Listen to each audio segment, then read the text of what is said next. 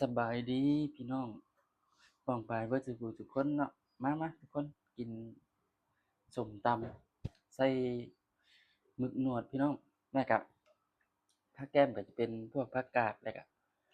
ผักกะหล่ำพี่น้องเอ้ยมาแซ่บๆกันเด้อนี่พี่น้องมีแต่หมึกทั้งนั้นเลย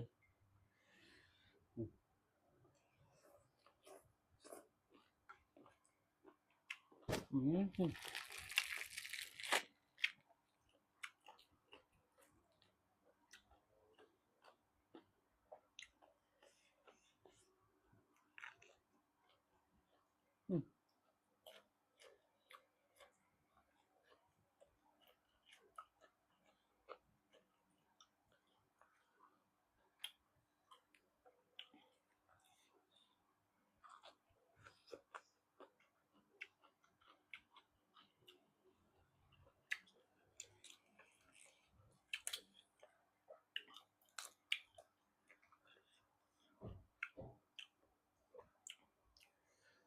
มื้อนี้สิ เอามาตำเอาเด้อพี่น้องเด้อหมึกนี่ตำใส่มะคุ่งอื้อ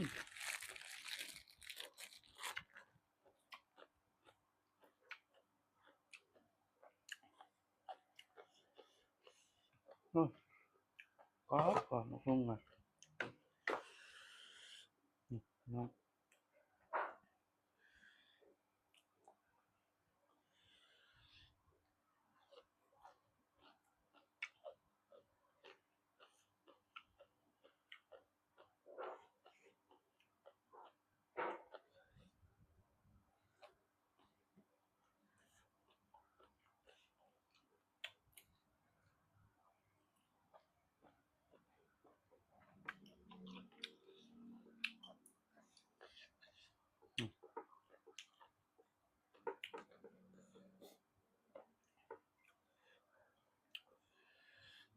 เบิ่งชัดๆก็มีแต่หมึกนี่แหละพี่น้อง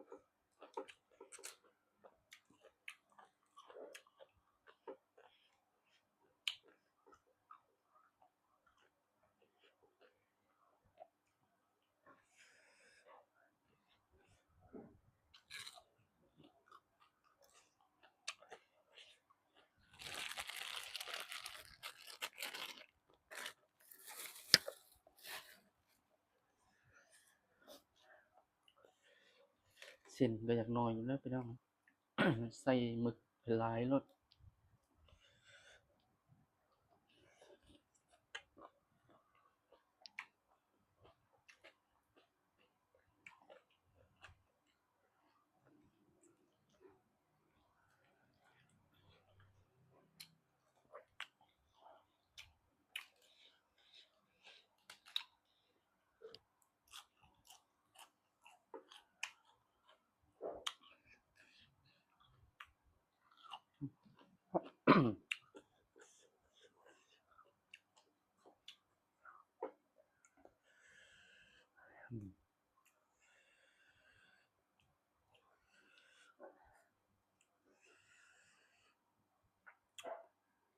โอ้ เผ็ดเด้อพี่น้องบาด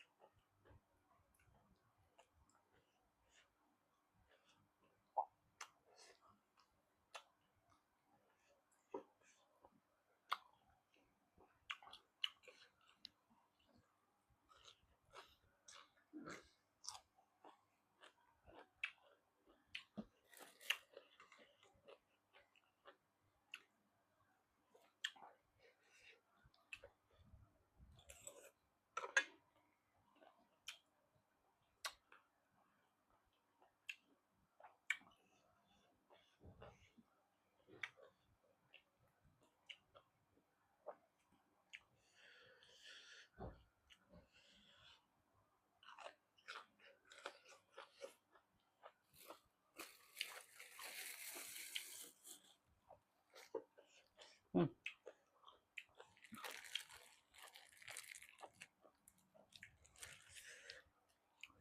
เด้อด่างก่อนเด้อสิล่มไปจักเนาะ อือ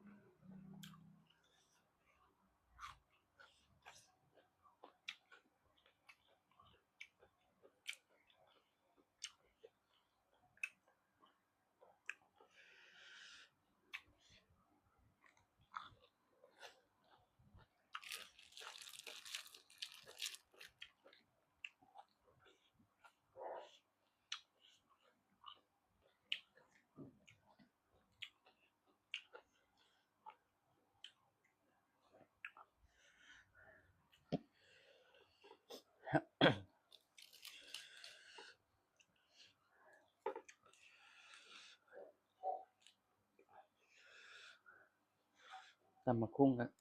มีหอยพร้อมพี่น้องมีหอยมีหน่อไม้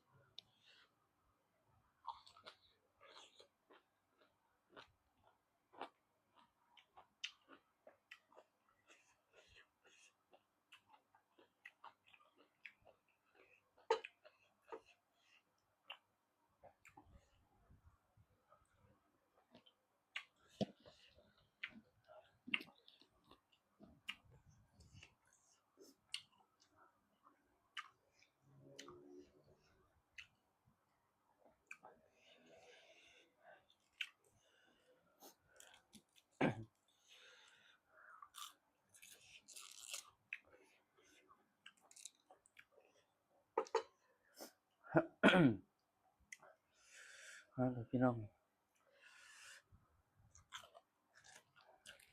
น้ำบ่เบิดน้ำบาด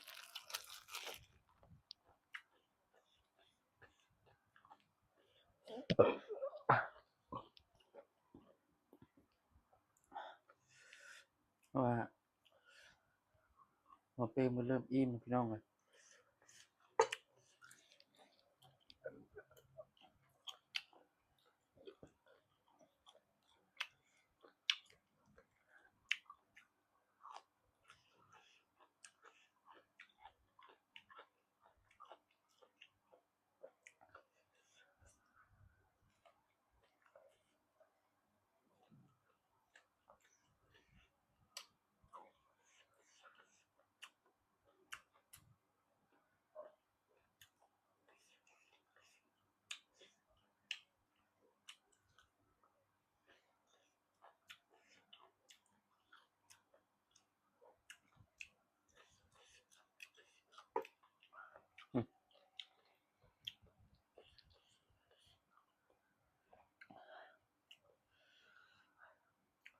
มวนพักมียุบพี่น้องเอ้ยโอ้ยเข้ากันคักยัง อืมอืม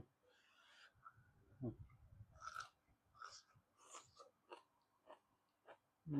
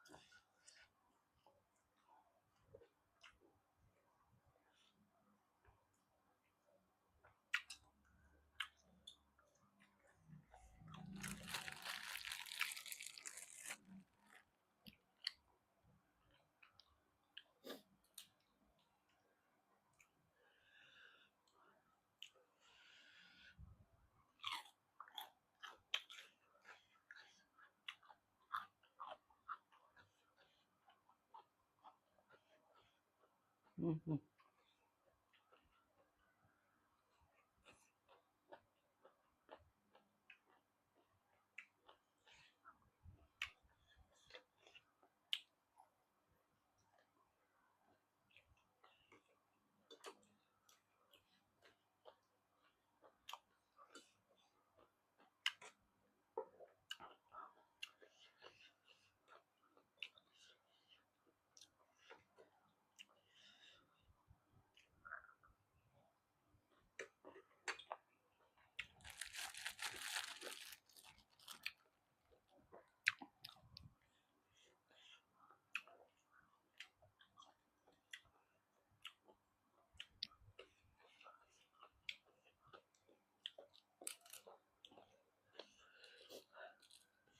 เส้นก็เบิดแล้วพี่น้องเอ้ยเหลือแต่หมึกอย่างเดียวว่าหมอเป้ซื้อหมึกมาหลายพี่น้องตักหมึกหลาย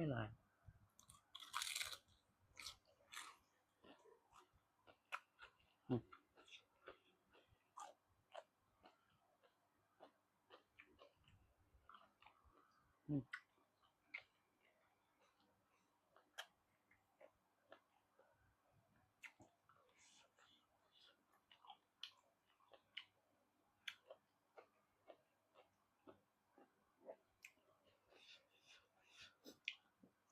ตัว